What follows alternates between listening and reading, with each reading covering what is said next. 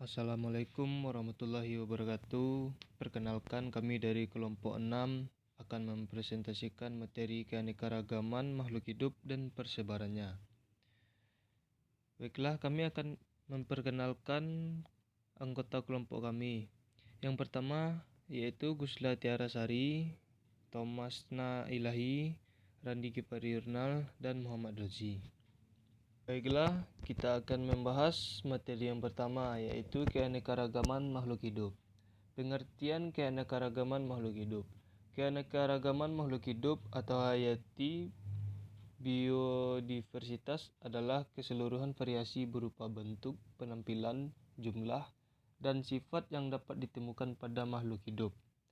Keanekaragaman hayati merupakan istilah yang digunakan untuk menggambarkan kekayaan berbagai kehidupan di bumi ini, mulai organisme bersel tunggal, satu, sampai tingkat tinggi. Baiklah, materi selanjutnya yaitu klasifikasi makhluk hidup. Pada gambar sebelah kiri bisa kita lihat klasifikasi klasik. Linnaeus mendefinisikan jenis sebagai sekelompok organisme yang menunjukkan satu tipe ideal tertentu. Sistem Linnaeus mengelompokkan jenis yang mirip menjadi satu kelompok yang lebih besar, yang disebut marga.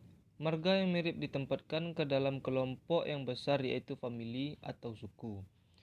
Pada gambar yang kedua sebelah kanan, klasifikasi modern adalah klasifikasi yang berdasarkan teori evolusi dan berpegang pada asumsi bahwa bentuk-bentuk makhluk hidup berubah sepanjang waktu geologis. Teori evolusi dapat menjelaskan keanekaragaman makhluk hidup dan variasi terhadap tipe ideal. Baiklah, materi selanjutnya adalah sistem klasifikasi kingdom. Di sini ada 6 sistem. Sistem yang pertama, sistem 2 kingdom. Kingdom Animalia atau dunia hewan, dan Kingdom Plantae atau dunia tumbuhan. Poin kedua, sistem 3 kingdom. Kingdom Animalia atau dunia hewan, Kingdom Plantae atau dunia tumbuhan, dan Kingdom Porista atau organisme bersel satu dan organisme multiseluler sederhana. Poin yang ketiga, sistem 4 kingdom. Kingdom Animalia, Kingdom Plantae, Kingdom Porista, dan Kingdom Monera. Poin yang keempat, sistem 5 kingdom. Ada Kingdom Animalia atau dunia hewan, ada Kingdom Plantae atau dunia tumbuhan, ada Kingdom Porista, Kingdom Monera, Kingdom Fungi atau dunia jamur. Poin yang kelima, sistem 6 kingdom. Kingdom Animalia, Kingdom Plantae, Kingdom Porista, Kingdom Mycota, Kingdom Eubactrea, Kingdom Archaebacteria. Dan poin yang keenam, sistem 7 kingdom. Kingdom Animalia, Kingdom Plantae, Kingdom Porista, Kingdom Chromista, Kingdom Eumycota, Kingdom Eubarretria, Kingdom Archaebacteria. Baiklah, materi selanjutnya persebaran dan sejarah perkembangan makhluk hidup. Poin A, persebaran makhluk hidup. Persebaran organisme di bumi dipengaruhi oleh beberapa faktor, yakni yang pertama faktor lingkungan, faktor abiotik atau tidak hidup, dalam kurung daratan, perairan, dan lintang geografis, dan biotik atau hidup, tumbuhan, hewan, dan jasad renik atau mikroorganisme.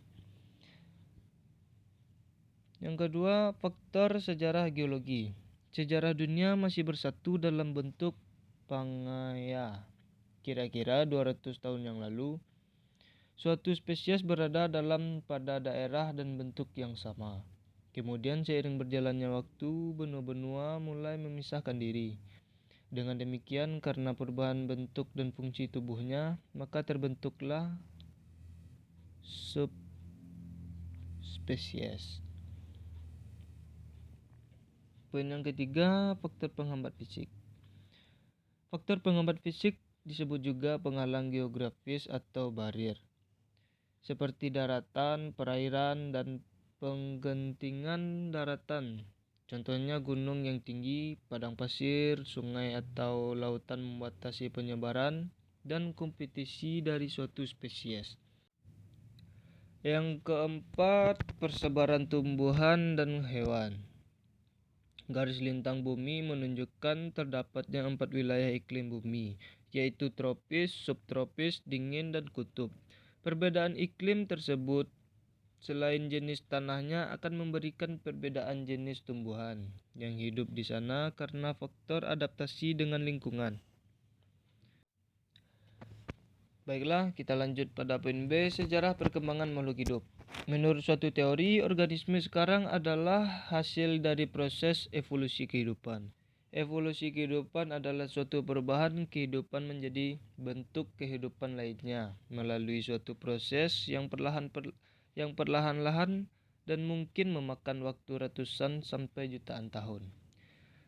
Teori tersebut menyebutkan bahwa organisme yang mula-mula ada di dunia berupa organisme bersel tunggal, dan organisme ini berasal dari agregasi molekul-molekul yang ada. Sebagai suatu subsistem, organisme itu dibentuk oleh materi dan energi yang tersedia dalam biosfer. Karena dalam biosfer berlaku hukum termodinamika 1 dan 2, maka organisme itu akan mengalami perlakuan hukum tersebut. Hukum termodinamika 1. Di dalam biosfer tak ada energi yang hilang. Jumlah energi itu tetap, yang berubah hanya bentuknya. Contohnya, energi listrik berubah menjadi energi mekanik. Energi mekanis berubah menjadi energi panas. Hukum termodinamika yang kedua, bila suatu sistem dibiarkan berdiri sendiri, maka sistem tersebut cenderung untuk mengalami penguraian ke arah yang paling tidak teratur berkaitan dengan hukum 1 dan 2. Organisme akan menjadi suatu jalur arus energi. Sekian dari kelompok kami, kelompok 6.